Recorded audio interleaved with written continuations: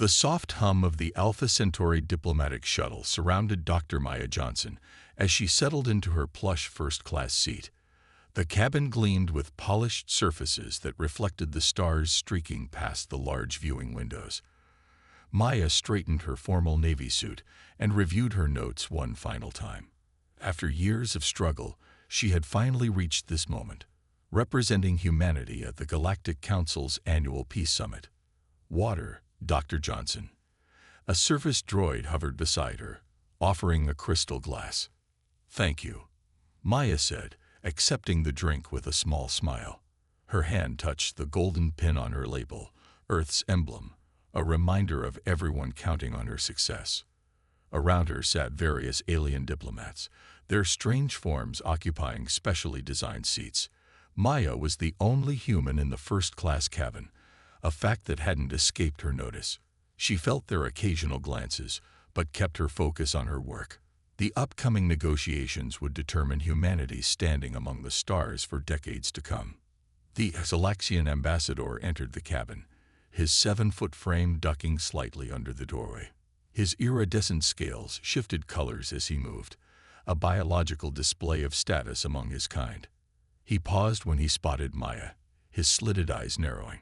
"There appears to be a mistake," he announced loudly, his translator making his voice sound metallic. "A human is seated in the diplomatic quarter." Maya looked up, keeping her expression neutral despite the sudden tension in the cabin. "Ambassador Zorax, I believe we're scheduled to meet at the summit. I'm Dr. Maya Johnson, Earth's chief negotiator." The Xalaxian's scales flashed a deep red. "I am aware of who you are, Dr. Johnson. What I question is your placement in this cabin." Before Maya could respond, the ambassador moved to the communication panel and pressed his scaled finger against it. "Captain, there is a situation in the diplomatic quarter that requires your attention." Maya felt heat rising to her cheeks, but kept her breathing steady. She had faced discrimination before, during law school, in courtrooms back on Earth, and now among the stars. Her grandmother's words echoed in her mind. "Your dignity is not given to you by others. It's yours to maintain." Within minutes, 2 security officers entered the cabin. One was human, his eyes downcast as he approached Maya's seat. The other was Centaurian, with 4 arms and blue-tinted skin. "Dr. Johnson," the human officer said quietly, "there seems to be a seating arrangement issue." Maya looked directly at him. "My credentials and boarding pass clearly assign me to seat 4A in the diplomatic quarter. I verified this with Earth Central before departure." The Centaurian officer checked his tablet. "Your credentials appear valid, but we've received a formal complaint." "From whom?" Maya asked, though she already knew the answer. "Several ambassadors have expressed concerns about human presence in the diplomatic quarter during this journey," the officer replied, avoiding specifics. Maya glanced around the cabin. Most diplomats were pretending not to listen, but she caught their occasional glances, some curious, others satisfied. "This is a direct violation of the Interstellar Travel Accord of 2147, Maya stated firmly. Section 12 explicitly prohibits discrimination based on species in public transportation. The Xalaxian ambassador approached, towering over the seated Maya. "The Accord has exceptions for diplomatic missions, as you should know, Dr. Johnson. This cabin is reserved for senior representatives." "I am Earth's senior representative," Maya countered, keeping her voice level. "Earth," the ambassador said slowly, scales shimmering with disdain, "is still proving its place among civilized worlds." The human officer looked uncomfortable. "Dr. Johnson, perhaps for this journey, it would be easier if I moved to economy." Maya finished his sentence. She considered her options quickly. Making a scene would potentially damage Earth's position before negotiations even began. Yet submitting to this treatment set a dangerous precedent. After a moment's thought, Maya gathered her tablet and small bag. "I will relocate under protest and will be filing a formal complaint with the Galactic Transit Authority." As she stood, memories flooded back. Her grandmother marching for equal rights decades ago, Her struggles through law school as one of few women of color, the barriers she'd broken to become humanity's voice among the stars. The Calaxian's scales shifted to a smug yellow-green as he watched her prepare to leave. "Your kind belongs in the back," he said quietly, just loud enough for Maya to hear. Maya met his gaze steadily. "Today I may move to economy, Ambassador. But at the council table, we will sit as equals." With dignity intact, Maya walked the long aisle through the diplomatic quarter, feeling dozens of alien eyes following her. She held her head high, knowing this moment of humiliation would not define her mission or humanity's future among the stars. Maya settled into her economy seat, knees pressed uncomfortably against the chair in front. The cabin around her buzzed with the chatter of human tourists, junior diplomats, and service workers. Unlike the spacious diplomatic quarter she just left, this section was cramped and utilitarian. "Can you believe the view?" asked the elderly woman beside her, pointing excitedly at the small window. "First time off-world." Maya smiled politely. "No, I travel for work regularly." "Oh, what do you do, dear?" Before Maya could answer, she felt a slight vibration through the floor. She frowned, recognizing the unusual pattern. After representing Earth in multiple spacecraft safety cases, she knew that particular shudder wasn't normal. The lights flickered once, then again. "Probably just turbulence in the gravity field," the woman said, noticing Maya's concern. Maya wasn't convinced. She activated her personal tablet, pulling up the shuttle's public status feed. Everything appeared normal, but her instincts told her otherwise. 3 minutes later, a violent jolt rocked the entire ship. Passengers gasped as the lights failed completely before emergency strips illuminated the cabin in an eerie red glow. "Attention all passengers," announced a calm mechanical voice. "We are experiencing technical difficulties. Please remain seated with safety harnesses secured." Maya's tablet pinged with an emergency alert, one meant for crew and officials. Her legal override code still worked. The message froze her blood. "Critical failure in diplomatic quarter. Decompression event in progress." The diplomatic quarter, where she had been seated just 20 minutes earlier. The ship lurched again, more violently this time. Screams erupted from passengers as oxygen masks dropped from overhead compartments. "Please remain calm," the AI voice continued, though Maya detected a subtle shift in its tone.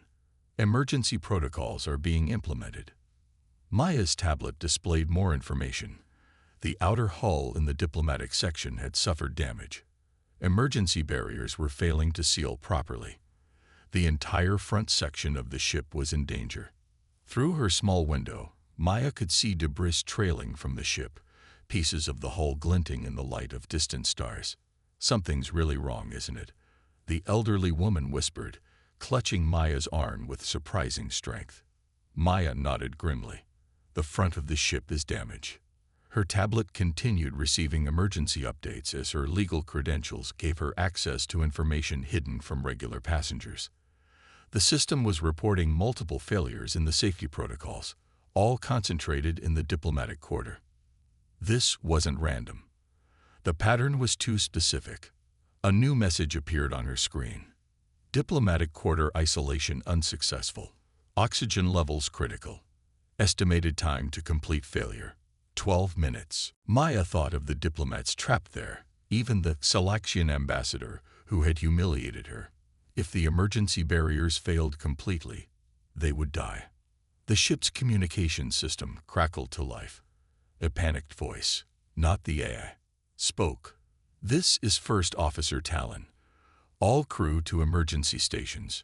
Repeat, all crew to emergency stations. Prepare for possible evacuation." Passengers began talking over each other, fear spreading through the cabin like wildfire. Maya accessed the ship's internal camera feeds. The diplomatic quarter was in chaos. Luxury furniture floated freely as gravity failed in sections. Several diplomats appeared to be injured. Emergency doors had sealed, trapping them inside the failing section. She spotted the Calaxian ambassador, his normally vibrant scales now dull with terror as he tried to force open a sealed emergency exit. His efforts were useless. The doors were designed to stay closed during decompression events. Maya's mind raced. The ship's design, which she had studied extensively during a lawsuit last year, included multiple redundant systems. For all of them to fail simultaneously suggested deliberate sabotage. The elderly woman beside her was praying quietly, eyes closed tight. Maya made a decision. She unbuckled her safety harness. "What are you doing?" gasped her seatmate. "They said stay seated." "People are going to die if someone doesn't help," Maya replied, already moving toward the crew access panel at the front of the economy section. "But you're just a passenger." Maya paused, looking back with determination in her eyes. "I'm Dr. Maya Johnson, Earth's representative to the Galactic Council, and I know this ship better than most of its crew." She reached the access panel and entered her legal override code. The door slid open, revealing the narrow service corridor beyond. As alarms continued to blare, Maya stepped through. The diplomats who had rejected her would soon learn that humanity's strength wasn't measured by status or appearance, but by what one did when lives hung in the balance. The service corridor stretched before Maya like a narrow tunnel, bathed in pulsing red emergency lights. Warning messages echoed through the speakers as she moved forward, guided by the ship's schematics displayed on her tablet. "Warning: unauthorized personnel in service area," announced the ship's AI. Maya ignored it, pushing ahead.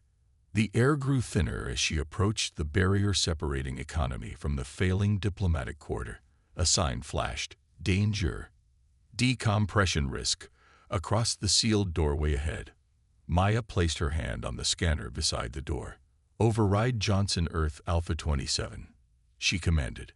The computer processed her credentials. "Override denied. Diplomatic quarters sealed for passenger safety."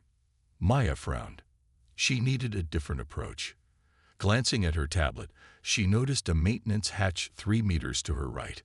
The ship's emergency systems were programmed to seal the main corridors, but secondary access routes sometimes remained operational.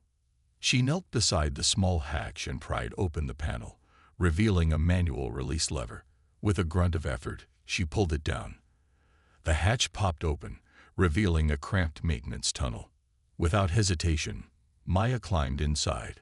The space was barely wide enough for her shoulders as she crawled forward. Her knees scraped against metal grating while warning sirens continued to wail throughout the ship.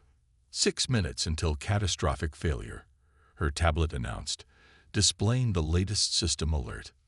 Maya quickened her pace. The tunnel sloped upward, leading toward the diplomatic quarter. Sweat beaded on her forehead as she pushed herself forward. A loud bang echoed through the ship, followed by a violent shudder.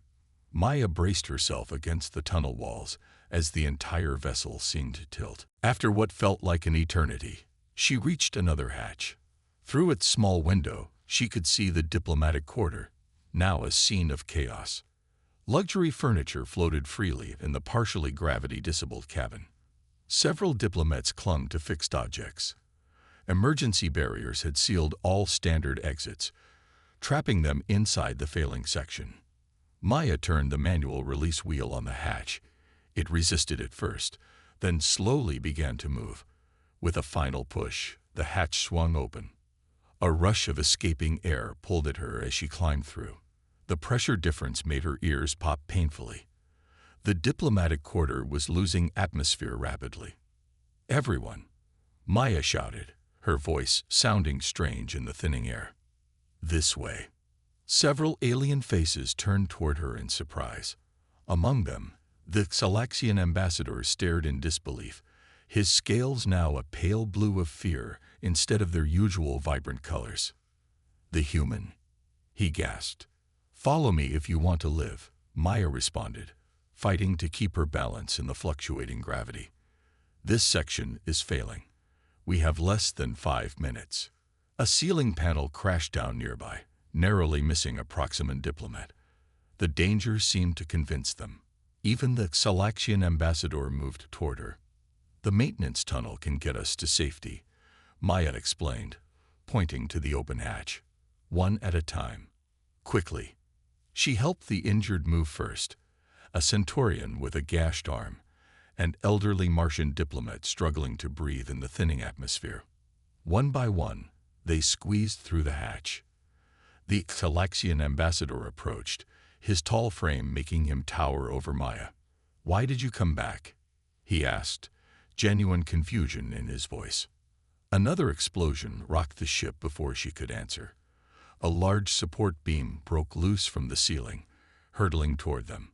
Maya reacted instinctively, shoving the ambassador toward the hatch.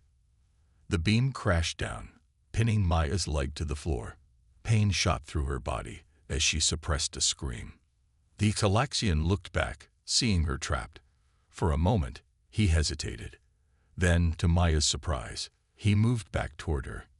"Leave me," Maya gasped through clenched teeth. "Get yourself to safety." The ambassador's scales shifted to a determined purple. "I will not."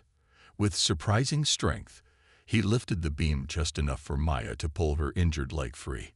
2 minutes until catastrophic failure, her tablet warned. Working together, they helped the last diplomats through the hatch. Maya's injured leg slowed her down, but the Xalaxian supported her weight as they moved. They were the last to enter the maintenance tunnel. As the hatch sealed behind them, they heard the terrible sound of the diplomatic quarters' outer hull finally giving way to the vacuum of space. Crawling painfully through the tunnel, Maya led the group toward safety, her tablet's dim light showing the way. Behind her, the Xalaxian ambassador, who hours earlier had demanded her removal from first class, now followed her lead without question. "Your kind belongs in the back," he had told her. Now, they all followed where she led.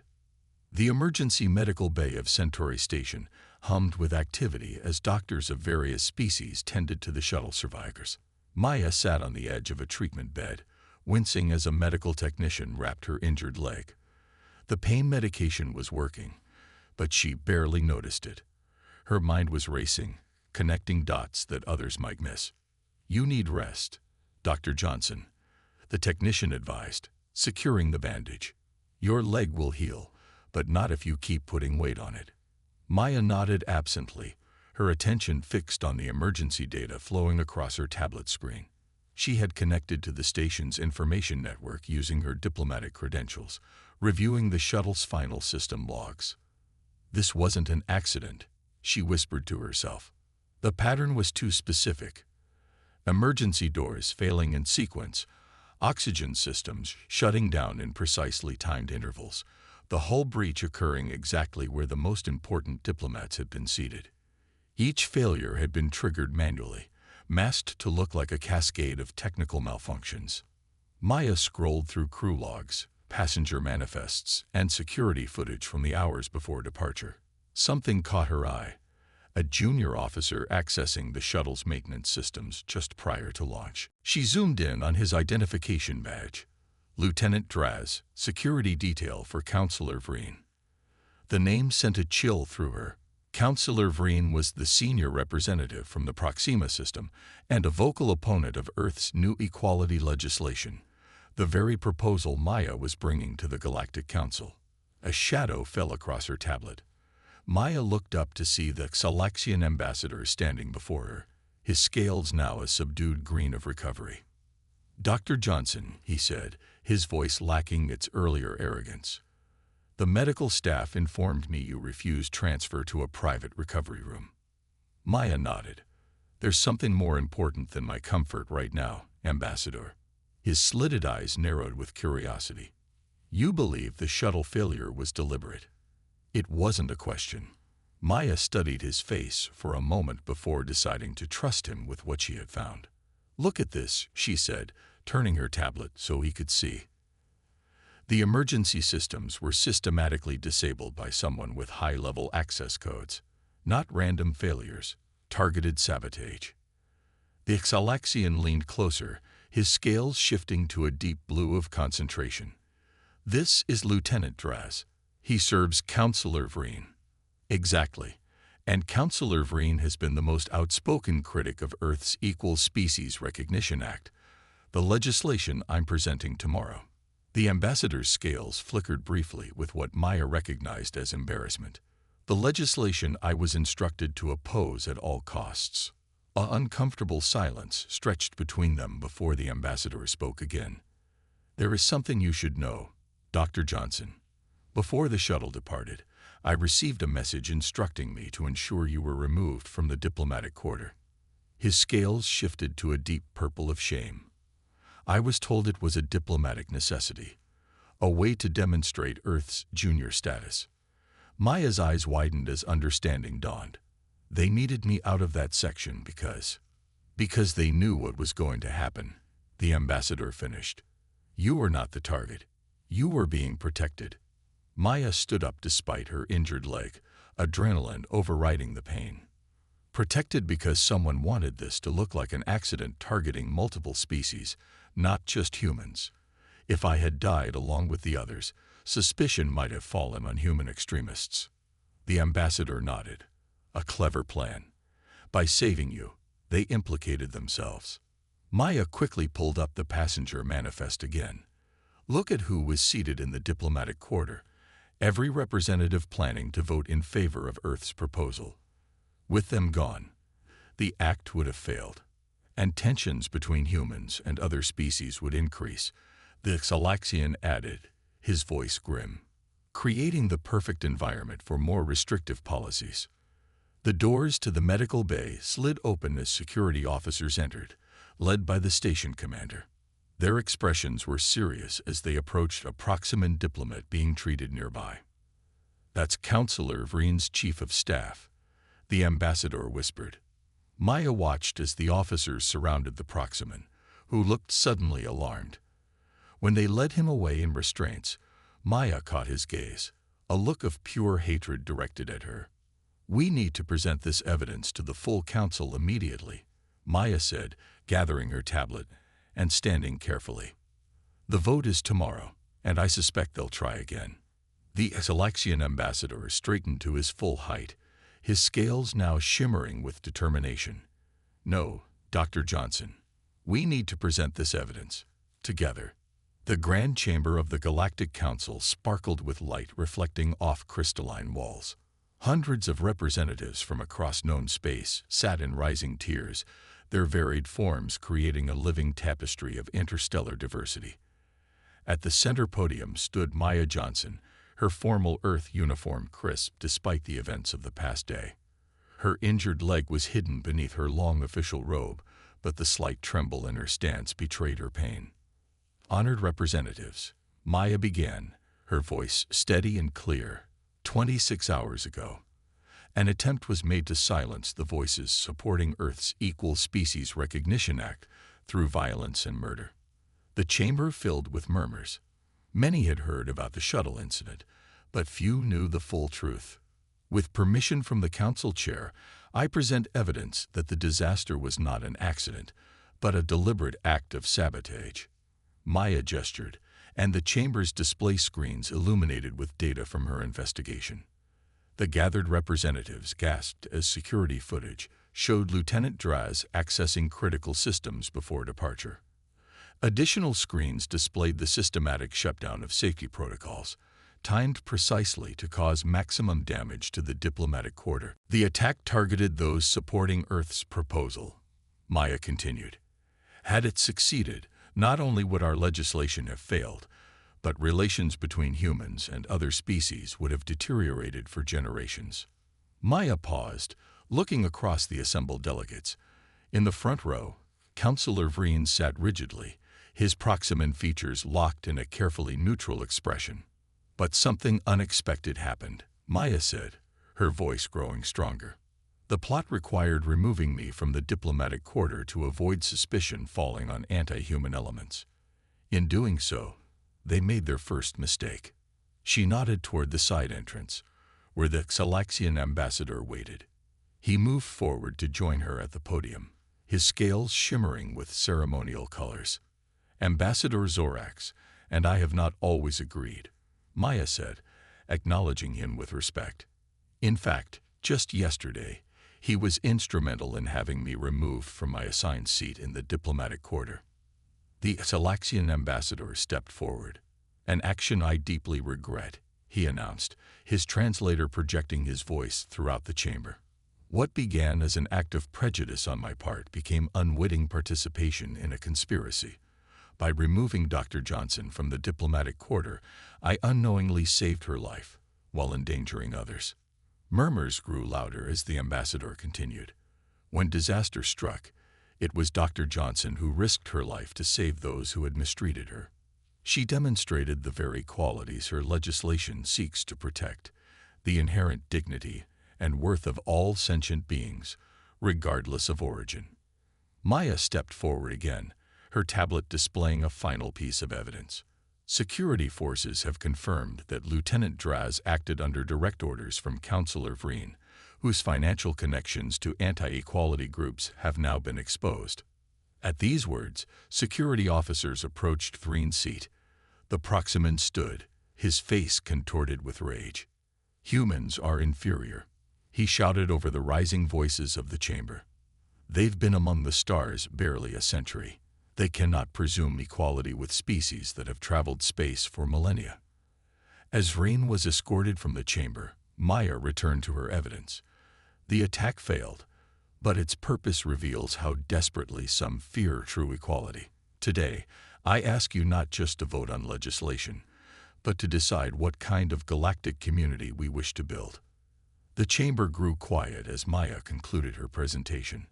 "A community where status is determined by birth and species, or one where actions and character define our standing.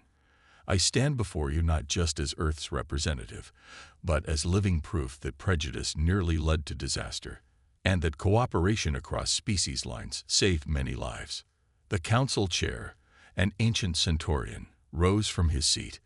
"We will now vote on Earth's Equal Species Recognition Act."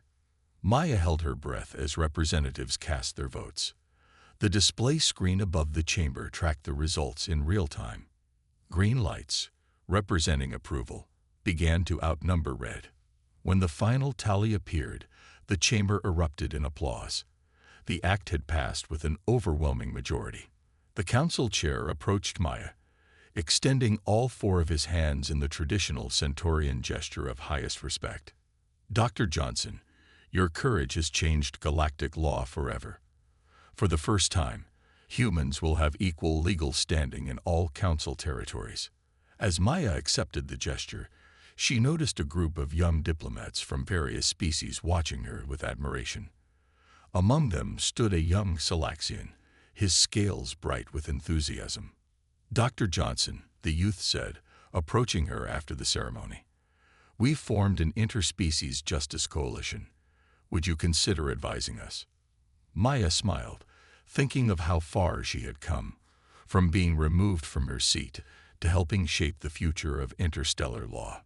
"Justice knows no boundaries," she said, "not between countries, planets, or species. I would be honored." As she prepared to board the shuttle that would take her home to Earth, Maya looked out at the vast spread of stars. For the first time in galactic history, humanity would travel among them as true equals.